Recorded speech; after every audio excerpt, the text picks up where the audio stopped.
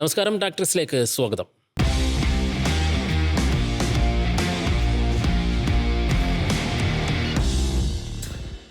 അങ്ങനെ ആവേശ കാഴ്ചകളുമായി ഫിഫ ലോകകപ്പിന് തുടക്കമായിരിക്കുന്നു. ഉദ്ഘാടന മത്സരത്തിൽ ആതിഥേയരായ മെക്സിക്കോ അതിഗംഭീരമായിട്ടുള്ളൊരു വിജയം കുറിച്ചിരിക്കുന്നു. കരുത്തരായ ദക്ഷിണാഫ്രിക്കയ്ക്കെതിരെ ഒരു വെല്ലുവിളി ഉയർത്തുമെന്ന് തോന്നിപ്പിച്ചെങ്കിലും അതൊക്കെ അപ്രത്യക്ഷമാകുന്ന തരത്തിലുള്ള ഒരു പ്രകടനം മറുഭാഗത്ത് നിന്നും കാഴ്ചവെക്കേണ്ടി വന്നു. അതിലൊക്കെ ഉപരിയായിട്ട് നമുക്ക് ഏറ്റവും നിരാശ തോന്നിപ്പിക്കുന്ന ഒരു കാര്യം, ഒപ്പം കളിക്കാർക്ക് മുന്നറിയിപ്പ് നൽകുന്ന മറ്റൊരു കാര്യം, ലോകകപ്പിൻ്റെ ഉദ്ഘാടന മത്സരത്തിൽ 1998 ശേഷം ഒരു മത്സരത്തിൽ ചുവപ്പ് കാർഡ് കണ്ടിരിക്കുന്നു. അതും ഒരു തവണയല്ല 3 തവണ എന്നുള്ളതാണ് ഏറ്റവും അപകടകരമായിട്ടുള്ള ഒരു മുന്നറിയിപ്പായി മാറുന്നത്. എനിക്കൊപ്പം ജയേഷ് പൂക്കോട്ടൂരുണ്ട്, ഒപ്പം MSK ഉണ്ട്. സ്വാഗതം രണ്ടുപേർക്കും. നമുക്ക് ജയേഷ് പൂക്കോട്ടൂരിലേക്ക് ആദ്യം. ജയേഷ്, മത്സരത്തിലേക്ക് വരാം. ആദ്യമായിട്ട് മത്സരം നമ്മൾ പ്രതീക്ഷിച്ചത് ഒരു ദക്ഷിണാഫ്രിക്കയുടെ ഒരു വെല്ലുവിളി ഉണ്ടാകും എന്ന് തന്നെയാണ്. പക്ഷേ ആ വെല്ലുവിളി 9-ാം മിനിറ്റിൽ തന്നെ അവസാനിക്കുന്നു. അത് ദയനീയമായി അവസാനിക്കുന്നു. 5 പേരെ അണിനിരത്തിയിട്ടുള്ള ഒരു ഡിഫൻസ് ഒരുക്കിയതിന് ശേഷം ആ ഡിഫൻസിന് വിശ്വസ്തനായ ഗോളിക്ക് സംഭവിക്കുന്ന പിഴവ്, അതിലൂടെ ആദ്യ ഗോൾ മെക്സിക്കോ നേടുന്നു. പക്ഷേ അവിടെ നിന്നും മൊമെൻ്റം നഷ്ടമാകുന്നത് ദക്ഷിണാഫ്രിക്ക, പിന്നെ ആധിപത്യം വീണ്ടെടുക്കുന്ന സ്ഥാപിച്ച് മുന്നേറുന്ന മെക്സിക്കോ. ഇതാണ് കളിയിൽ മൊത്തത്തിൽ കാണാനായത്. എവിടെയാണ് പിഴച്ചത്? ആ ഒരു ഒറ്റ പിഴവ് തന്നെയാണോ വഴിത്തിരിവായത്? അവർക്ക് ഒരു കൃത്യമായ ഗെയിം പ്ലാൻ ഉണ്ടായിരുന്നില്ല എന്നുള്ളതാണ് ഞാൻ മനസ്സിലാക്കുന്നത്. ഇപ്പോൾ 4-1-2-3 മെക്സിക്കോ ഇറങ്ങുന്നത്, ആതിഥേയരായ മെക്സിക്കോ ഇറങ്ങുന്നത്. സ്വാഭാവികമായിട്ടും ഒരു ആതിഥേയ രാജ്യം എന്നുള്ള ഒരു കോൺഫിഡൻസ് എല്ലാവർക്കുണ്ട്. മറുവശത്തേക്ക് നോക്കുമ്പോൾ 5-3-2 എന്നൊരു വിചിത്രമായ രീതിയിലാണ് ഇപ്പോൾ 5 ഡിഫൻഡേഴ്സിനെ വെച്ചിട്ട് ഇപ്പോൾ നമ്മൾ തീരെ കാണാറില്ല. അല്ലെങ്കിൽ 4-1 അല്ലെങ്കിൽ 4-2 വെച്ചിട്ട് തൊട്ട് മുമ്പിൽ 2 ഹോൾഡിംഗ് മിഡ്ഫീൽഡേഴ്സിനെ വെച്ചിട്ടുള്ള രീതിയാണ് നമ്മൾ കാണുന്നത്. 5 ഡിഫൻഡേഴ്സിനെ വെച്ച് അവർ കളി തുടങ്ങി. അതിന് ഇവിടെ നേരത്തെ പറഞ്ഞ പോലെ തന്നെ തുടക്കത്തിൽ തന്നെ അവർക്ക് പണിയും കിട്ടി. ആദ്യ 10 മിനിറ്റിനുള്ളിൽ തന്നെ അവർ ഗോൾ വഴങ്ങാണ്. അത് പ്രതിരോധ പിഴവിൽ നിന്നൊരു ഗോൾ വഴങ്ങാണ്. അപ്പോൾ സ്വാഭാവികമായിട്ടും പക്ഷെ പിന്നീട് അവർ ഒരു ഫസ്റ്റ് ഹാഫ് അവസാനിക്കുന്നതിന് തൊട്ട് മുമ്പുള്ള ഒരു 10 മിനിറ്റൊക്കെ ഗംഭീരമായ കളി കളിച്ചത്. വളരെ നല്ല സ്പീഡ് ഫുട്ബോളാണ് കളിച്ചത്. അപ്പോൾ അതിനുശേഷം അവരൊന്ന് തുടർന്നു. എനിക്ക് തോന്നുന്നു തുടക്കത്തിൽ തന്നെ ഒരു 4-3-3 അല്ലെങ്കിൽ 4-4-2 മാറിയിരുന്നെങ്കിൽ കുറെ കൂടി നല്ല ഗെയിം ദക്ഷിണാഫ്രിക്ക കളിക്കായിരുന്നു. കാരണം കുറെ കൂടി നല്ല സ്പീഡുള്ള നല്ല വിങ്ങർമാർ അവർക്കുണ്ട്. ഫുൾ ബാക്കും അത്യാവശ്യം നല്ല രീതിയിൽ നല്ല സ്പീഡിൽ കളിക്കുന്ന താരങ്ങളാണ്. പക്ഷേ ആ മെക്സിക്കോയുടെ സ്പീഡിൻ്റെ ഒപ്പം തന്നെ പല സമയത്തും അവർ പിടിച്ചു തന്നിട്ടുണ്ട്. ചില സമയത്ത് മെക്സിക്കോയേക്കാൾ സ്പീഡി ഗെയിമാണ് അവർ പുറത്തെടുത്തതും. പക്ഷേ ആ ഒരു ഗെയിം പ്ലാനിൽ വന്നൊരു ആശയക്കുഴപ്പമാണെന്ന് തോന്നുന്നു അവർക്ക് തുടക്കത്തിൽ തന്നെ ഒരു തിരിച്ചടിയായത്. മാത്രമല്ല നമ്മൾ ഈ സ്കോർ ബോർഡ് നോക്കുമ്പോൾ ഇപ്പോൾ ഗോളിനേക്കാൾ കൂടുതലാണ് റെഡ് കാർഡ്. 2 ഗോളാണ് മെക്സിക്കോ അടിച്ചത്, 3 റെഡ് കാർഡ് പിറന്നു. കഴിഞ്ഞ വേൾഡ് കപ്പിൽ ആകെ പിറന്നത് 4 റെഡ് കാർഡായിരുന്നു. കഴിഞ്ഞ ലോകകപ്പിൽ ആകെ പിറന്നത്. ഇവിടേക്ക് നോക്കുമ്പോൾ ഇത് തുടക്കത്തിൽ തന്നെ 3 റെഡ് കാർഡുമായിട്ട് മത്സരം ആരംഭിക്കുകയാണ്. മാത്രമല്ല മെക്സിക്കോയ്ക്ക് ഗംഭീരമായ തുടക്കം ക്യൂരിനസ് 9-ാം മിനിറ്റിൽ തന്നെ നൽകുകയാണ്. അത് വേറെ പ്ലെയർ ഓടി വന്നിട്ട് ബോൾ റാഞ്ചി കൊടുത്തതിന് ശേഷം അതിനകത്താണ് കളിക്കുന്നത്. അദ്ദേഹം സൗദി പ്രോ ലീഗിലാണ് അദ്ദേഹം കളിക്കുന്നത്. സൗദി പ്രോ ലീഗിലെ ടോപ്പ് സ്കോറർ ആയിരുന്നു. 32 ഗോളുകളുമായിട്ട് സൗദി പ്രോ ലീഗിൽ ടോപ്പ് സ്കോറർ ക്രിസ്ത്യാനോ 2ാം സ്ഥാനത്തായിരുന്നു. അങ്ങനെയാണ് അദ്ദേഹം ക്യൂരിനസ് പേരുള്ളൊരു താരമാണ്. അദ്ദേഹം ഈ വേൾഡ് കപ്പിലെ ഗോളടി വേട്ടയ്ക്ക് അത്തരത്തിൽ തുടക്കമിട്ടു. 2010 വേൾഡ് കപ്പിൽ ഉദ്ഘാടന മത്സരത്തിൽ ഇതുപോലെ ഇതേ ടീമിൽ ദക്ഷിണാഫ്രിക്കയും മെക്സിക്കോയെ ഏറ്റുമുട്ടിയപ്പോൾ ദക്ഷിണാഫ്രിക്ക ഷബലാലായിരുന്നു ആദ്യ ഗോൾ അടിച്ചത്. അതിനൊരു അന്ന് മത്സരം 1-1 സമനിലയായിരുന്നു. അതിനൊരു മറുപടി എന്നോണം തുടക്കത്തിൽ മെക്സിക്കോയ്ക്ക് ഗോൾ നേടാൻ കഴിഞ്ഞു, വിജയിക്കാനും കഴിഞ്ഞു എന്നുള്ളത് ഏറെ പ്രധാനമാണ്. പക്ഷേ ഈ 2 മെക്സിക്കൻ താരങ്ങളും 2 സൗത്ത് ആഫ്രിക്കൻ താരവും 1 മെക്സിക്കൻ താരവും അടക്കം 3 പേരാണ് റെഡ് കാർഡിലൂടെ പുറത്തായത് എന്നുള്ളതും ശ്രദ്ധിക്കേണ്ട ഒരു കാര്യം തന്നെയാണ്. MSK, അത് തന്നെയായിരിക്കും ഒരുപക്ഷെ ഇനി ഈ ടൂർണമെൻറ്റ് കാണാൻ പോകുന്ന ഏറ്റവും വലിയ ഒരർത്ഥത്തിൽ കളിക്കാർക്ക് സംഭവിക്കാൻ പോകുന്ന ഒരു ഡ്രോബാക്ക്. അതായത് അവരുടെ സ്വതസിദ്ധമായ ഗെയിമിനെ ഒരളവോളം ഈ ഒരു സംഭവം സ്വാധീനിക്കാൻ സാധ്യതയുണ്ട്. ഒപ്പം ഏത് വിധേനയും തടഞ്ഞിടുക എന്നുള്ള ഒരു തന്ത്രം കൂടി കോച്ചുമാർ ഇനി പുനഃപരിശോധിക്കാനും സാധ്യതയുണ്ട്. കാരണം 3 റെഡ് കാർഡുകൾ എന്ന് നൽകുന്ന ഒരു സൂചന ഒരു കാരണവശാലും റെഡ് കാർഡ് എടുക്കാൻ റെഫറിമാർ മടിക്കില്ല എന്നതിൻ്റെ കൃത്യമായ സൂചന നൽകുന്നു. അതിൽ ഒരെണ്ണം വാറിലൂടെ ആയിരുന്നു എന്നതും എടുത്തു പറയേണ്ട ഒരു കാര്യമാണ്. അതായത് അപ്പീൽ ചെയ്യുന്നു, അത് പരിശോധിക്കുന്നു, തീരുമാനം പ്രഖ്യാപിക്കുന്നു.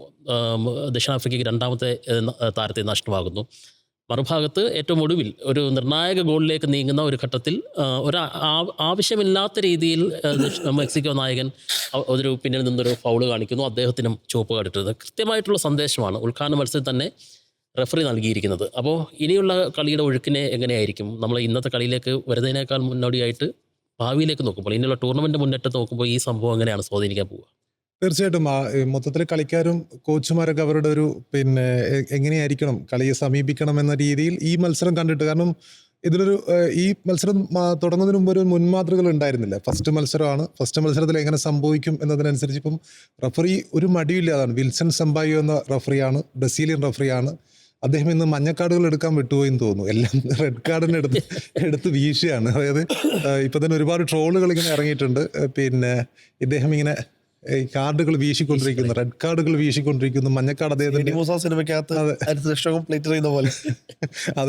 അതേ സ്റ്റൈലാണ് അത്. പുള്ളി തൊട്ടതിനും എല്ലാത്തിനും ഇങ്ങനെ റെഡ് കാർഡ് വീശുന്നൊരു പ്രതീതിയാണ്. ഇപ്പം 2 red card already south African കളിക്കാർക്ക് കൊടുത്തു. അവസാനത്തെ പിന്നെ മോൻഡസ് എന്നുള്ള അവരുടെ ഒരു ക്യാപ്റ്റന് കൊടുത്തത് എന്തിനാണെന്നുള്ളത്, കാരണം 2 പേർക്ക് അവിടെ സൗത്ത് ആഫ്രിക്കൻ പിന്നെ കളിക്കാർക്ക് കൊടുത്തിട്ടുണ്ട്. എന്നാൽ പിന്നെ ഇത് നിങ്ങൾക്കൊന്നും ഇരിക്കട്ടെ എന്ന രീതിയിൽ കൊടുത്തൊരു ഫീലിംഗ് ആണ്. അതൊന്നും അത്ര നമ്മൾ എത്രയോ പിന്നെ ഫൗളുകളും മറ്റുമൊക്കെ കാണുന്നുണ്ട്, എത്രയോ ലോകകപ്പുകൾ നമ്മൾ കണ്ടിട്ടുണ്ട്. പക്ഷെ അത്രയും അപകടകരമായ ഫൗളോ കാര്യങ്ങളോ ഒന്നും ആയിരുന്നില്ല. പക്ഷേ ഈ ലോകകപ്പിൽ വരുമ്പം അതൊരു മഞ്ഞക്കാർഡിൽ ഒതുക്കേണ്ട ഒരു സംഭവം പോലും റെഡ് കാർഡിലേക്ക് നീങ്ങുന്നു എന്ന പ്രതീതിയാണ് ഈ മത്സരത്തിൽ സൃഷ്ടിച്ചിട്ടുള്ളത്.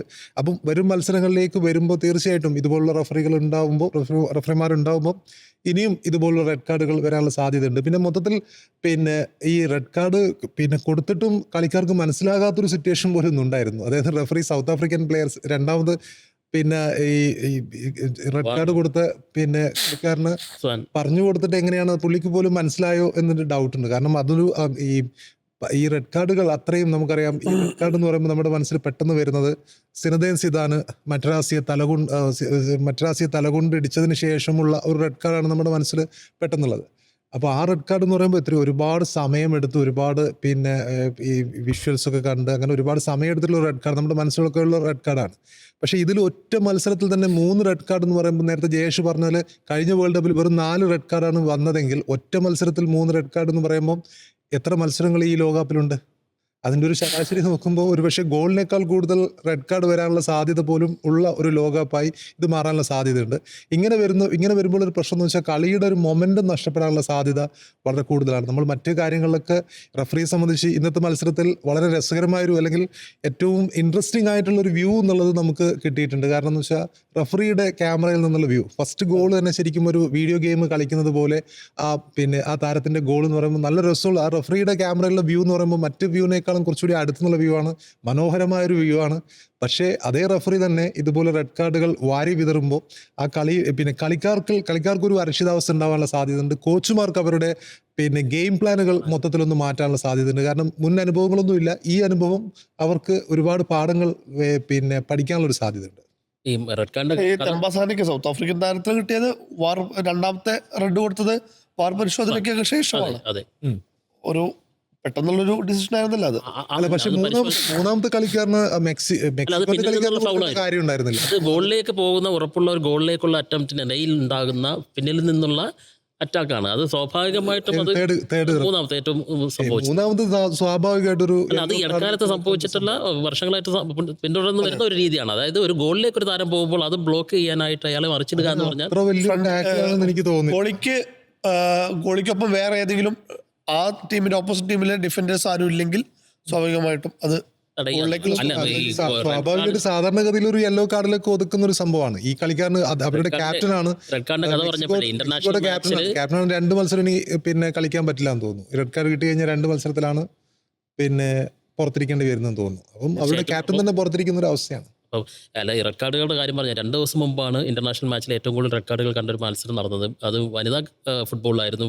ബ്രസീലും അമേരിക്കയും തമ്മിൽ ഫോർലൈസ് ചെയ്യുന്ന 8 റെഡ് കാർഡുകൾ അവിടെ കളിക്കാർക്കും ടീം അംഗങ്ങൾ മറ്റ് സപ്പോർട്ടിംഗ് സ്റ്റാഫിനടക്കമാണ് അവിടുത്തെ കൂട്ടേടിയിൽ അത് കിട്ടിയത്. നമ്മൾ ഇന്നത്തെ മത്സരത്തിലേക്ക് വരുമ്പോഴേ ആ ഗോളുകളുടെ ഒരു ബ്യൂട്ടി എങ്ങനെയായിരുന്നു? പ്രത്യേകിച്ച് ആദ്യത്തെ ഗോൾ ഒരു പിഴവിലൂടെ സംഭവിച്ചതായിരുന്നു. പക്ഷേ രണ്ടാമത്തെ ഗോൾ എന്ന് പറയുന്നത് റൗളിൻ്റെ ആ ഹെഡർ എന്ന് പറയുന്നത് എനിക്ക് 98-ലെ സിദാൻ്റെ ആ ഹെഡറിനെയൊക്കെ എന്നെ ഓർമ്മിപ്പിച്ചു.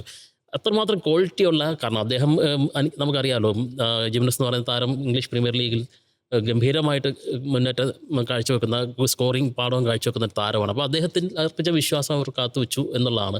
അപ്പോൾ മെക്സിക്കോ ഇനി മുന്നോട്ട് വെക്കുന്ന ഒരു മുന്നറിയിപ്പ് എന്താണ് ഗ്രൂപ്പിലെ മറ്റു ടീമുകളെ സംബന്ധിച്ചും? ചെക്ക് റിപ്പബ്ലിക് അവിടെയുണ്ട്, സൗത്ത് കൊറിയയുമുണ്ട്. മെക്സിക്കോ സംബന്ധിച്ചിടത്തോളം ഒരു ആദ്യത്തെ ഒരു 3 പോയിന്റ് വളരെ പോസിറ്റീവാണ് അവർക്ക് നൽകാൻ പോകുന്നത്. ഇനി 2 സമനില കിട്ടിയാൽ പോലും, ഒരു സമനില കിട്ടിയാൽ പോലും അവർക്ക് സുഖമായിട്ട് റൗണ്ട് ഓഫ് 32ലേക്ക് കടക്കാം.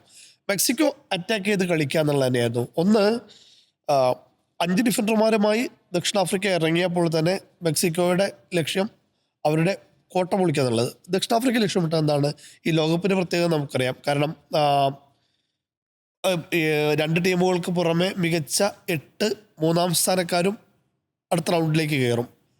ഒരു മത്സരം ജയിച്ചിട്ടില്ലെങ്കിലും 3 സമനില കൊണ്ട് അവർക്ക് സ്വാഭാവികമായിട്ട് കയറാം. അപ്പോൾ അത്തരത്തിൽ ഒരു ബസ് പാർക്കിംഗ് ഡിഫൻസ് കളിച്ചുകൊണ്ട് കയറാം എന്നുള്ളൊരു 3 സമനില നേടിക്കൊണ്ട് കയറാം എന്നുള്ളതായിരുന്നു. അതിനവർക്ക് മുമ്പിലുണ്ടായ ആദ്യത്തെ വെല്ലുവിളി ആതിഥേയരായ മെക്സിക്കോയാണ്. അത് ഞാൻ എടുത്തു പറയാൻ കാരണം ആ ഗ്രൗണ്ട് സപ്പോർട്ട്, ആ ചിയറിംഗ് എല്ലാം നമ്മൾ കൃത്യമായിട്ട് കണ്ടതാണ് മെക്സിക്കൻ ആരാധകരുടെ. അപ്പോൾ അതിന് സപ്പോർട്ട് അവർക്കായിരുന്നു. ഉറപ്പായിട്ടും. അപ്പോൾ ആ ഒരു അതിന് തുടക്കത്തിൽ തന്നെ അവർക്ക് തിരിച്ചടി നൽകി. അതായത് എന്ത് പ്ലാനുമായിട്ടാണ് അവർ ഇറങ്ങിയത്, അതിൽ തുടക്കത്തിൽ തന്നെ അവർക്ക് തിരിച്ചടി കിട്ടണം. അപ്പോൾ അതിന് മുമ്പ് തുടക്കത്തിൽ തന്നെ ക്യൂനോസിൻ്റെ ഷോട്ട് ബാറിൽ തട്ടി പോകുന്നുണ്ട്. മാത്രമല്ല റൗൾ ജിമിനസിന് നല്ലൊരു ശ്രമം 5-ാം മിനിറ്റിൽ തന്നെ അത് മിസ്സായി പോകുന്നുണ്ട്. അപ്പോൾ തുടക്കത്തിൽ തന്നെ അറ്റാക്ക് ചെയ്തുകൊണ്ട് നിൽക്കുകയാണ്. ആദ്യത്തെ 20 മിനിറ്റിനുള്ളിൽ 5 ഓൺ ടാർഗറ്റ് ഷോട്ട് വന്നിട്ടുണ്ട് സൗത്ത് ആഫ്രിക്കൻ പോസ്റ്റിൽ. അപ്പോൾ ഭയങ്കരമായ രീതിയിൽ ഇവർ അറ്റാക്ക് ചെയ്തുകൊണ്ട് നിൽക്കുകയാണ്. പ്രത്യേകിച്ച് ജിമിനസൊക്കെ നല്ല സ്പീഡിൽ പോകുന്നു, ക്യൂനോസ് നല്ല സ്പീഡിൽ പോകുന്നു. അപ്പോൾ പിന്നെ റെഡ് കാർഡ് കൂടി വന്നതോടുകൂടി ഇവരാകെ അങ്ങ് ഷാറ്റേഡായി പോകുന്നു. ഫസ്റ്റ് ഗോൾ വന്നപ്പോൾ തന്നെ ആകെ ഷാറ്റേഡായി പോകുന്നു. സ്വാഭാവികമായിട്ട് അവർ ഫോർമേഷൻ മാറ്റാൻ നിർബന്ധിതരാകുന്നു.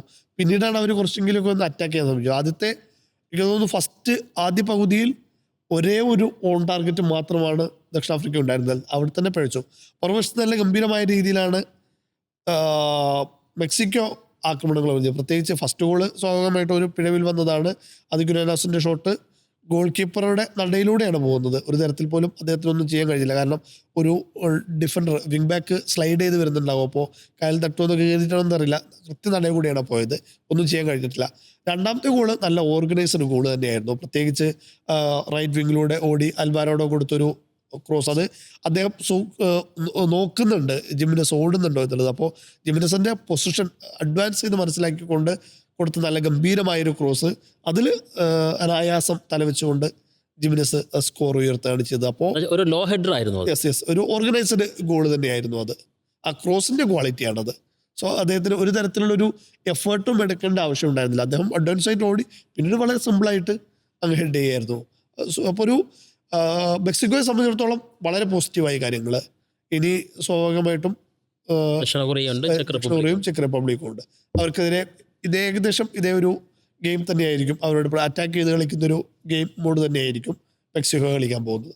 ഈ ഹാരി ബ്രൂസ് എന്ന് പറയുന്ന ബെൽജിയൻകാരനായിട്ടുള്ള മുൻ താരം, അദ്ദേഹം ഈ സ്റ്റേഡിയത്തിൽ കളിച്ചു കേട്ടോ മുൻപൊരു ലോകകപ്പിൽ. 86 ലോകകപ്പിൽ.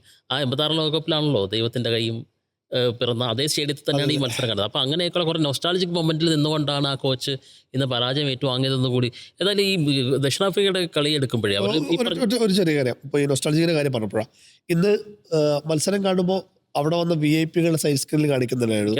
അതിനകത്ത് മറ്റരാസി ഉണ്ടായിരുന്നു, റോബർട്ടോ ബാജിയോ ഉണ്ടായിരുന്നു. ബാജിയോ ഈ അമേരിക്കയിൽ നടന്ന ലോകകപ്പിൽ തന്നെ 94 ലോകകപ്പിലാണ് അദ്ദേഹം വില്ലനായി മാറിയത്. അപ്പോൾ ആ ഒരു വിഷ്വലൊക്കെ കാണിക്കും. മനസ്സിലൂടെ റോബർട്ടോ കാർലോസും ഉണ്ടായിരുന്നു, കൊളീനെ ഉണ്ടായിരുന്നു, റഫറി വ്യാസങ്ങൾ ഒരുപാടുണ്ടായിരുന്നു. ആ ബാജിയോനെ കാണിച്ചപ്പോൾ വല്ലാത്തൊരു നൊസ്റ്റാൾജിക് സാധനമായിരുന്നു. ബാജിയോടെ ആ മത്സരം നമ്മൾ ലൈവ് കണ്ടിട്ടുണ്ടെങ്കിലും പിന്നീട് യൂട്യൂബിൽ കാണുന്നു. അത് വായിച്ചറിയുമ്പോഴൊക്കെ അദ്ദേഹത്തോട് തോന്നുന്ന അദ്ദേഹം ഏതൊക്കെ വികാരങ്ങളിലൂടെ ആയിരിക്കും ആ സംഭവത്തെ കടന്നുപോവുക എന്നുള്ളതൊക്കെ ആലോചിക്കുമ്പോൾ ആ ഒരു സംഭവം, അതും ഏകദേശം ഇതേ രാജ്യത്ത് നടക്കുന്ന ലോകകപ്പുകളിൽ അദ്ദേഹം വീണ്ടും വരുന്നു, അതിൻ്റെ ഭാഗമാവുന്നു എന്നൊക്കെ പറയുമ്പോൾ ഒരു നൊസ്റ്റാൾജിക് സാധനം. തീർച്ചയായും. ഈ കളിയിലേക്ക് വരുമ്പോഴേ ഇപ്പം ജയേഷ് പറഞ്ഞൊരു പ്രധാന പോയിന്റാണ് എന്തായിരുന്നു അവരുടെ ഗെയിം പ്ലാൻ എന്നുള്ളത്. അതായത് ലോ ബ്ലോക്ക് ഡിഫൻസ്, അത് ഇന്ന് ദക്ഷിണാഫ്രിക്ക അത് അവരുടെ തന്ത്രം തന്നെയായിരുന്നു. അതായത് ഒരു ഘട്ടത്തിൽ നോക്കുമ്പോൾ 5 പേർ ഒരു വര വരച്ചതുപോലെ ബോക്സിന് മുന്നിൽ മഞ്ഞക്കുപ്പായം അണിഞ്ഞ് നിൽക്കുന്ന ദക്ഷിണാഫ്രിക്കൻ താരങ്ങൾ കണ്ടു. മറുഭാഗത്താണെങ്കിൽ നോക്കുകയാണെങ്കിൽ counter attacking pressing game, high pressing game കളിക്കുന്ന മെക്സിക്കോ ആദ്യ നിമിഷം മുതൽ തന്നെ അത് കാഴ്ചവെക്കുന്നത് കണ്ടത്. അതായത് കിക്ക് ഓഫിന് ശേഷം ഞാൻ ശ്രദ്ധിക്കുകയായിരുന്നു, 2 മിനിറ്റിനകത്ത് ഒരു കളിക്കാരൻ മാത്രമേ മെക്സിക്കോയുടെ ഏതാണ്ട് ഒരു കളിക്കാരൻ മാത്രമേ അവരുടെ ഹാഫിലുണ്ടായിരുന്നുള്ളൂ. ബാക്കി എല്ലാവരും ദക്ഷിണാഫ്രിക്കയുടെ ഹാഫിലായിരുന്നു. മറുഭാഗത്ത് ഈ പറയുന്ന പോലെ ബസ് പാർക്കിംഗ് എന്നൊക്കെ വേണമെങ്കിൽ നമുക്ക് പറയാവുന്ന തരത്തിൽ ഒരേപോലെ.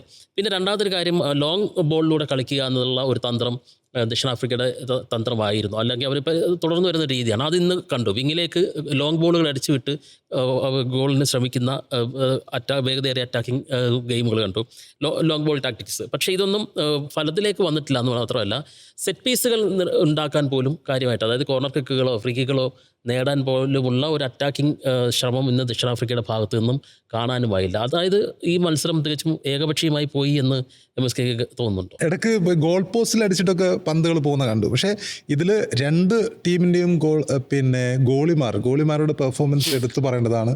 ഒരു ഘട്ടത്തിൽ മെക്സിക്കോ ശരിക്കും അതിഭയങ്കരമായിട്ട് പെർഫോം ചെയ്തു എന്നുള്ള വിശ്വാസമൊന്നും എനിക്കില്ല. കാരണം 9 പേരെ അവരുണ്ടായിരുന്നുള്ളൂ.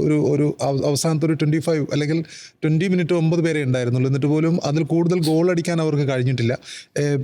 അവരും ഇതൊരു വലിയ വിജയമൊന്നുമല്ല. സൗത്ത് ആഫ്രിക്കയെ സംബന്ധിച്ചിടത്തോളം അങ്ങനെ ഒരുപാട് നിരാശരാവേണ്ട മത്സരമല്ല. കാരണം അവർ 9 പേരായിട്ട് ചുരുങ്ങിയിട്ടും ഈ 2-0 മാത്രമാണ് അവർ ഒരുവിധമൊക്കെ പിടിച്ചു നിന്നിട്ടുണ്ട്.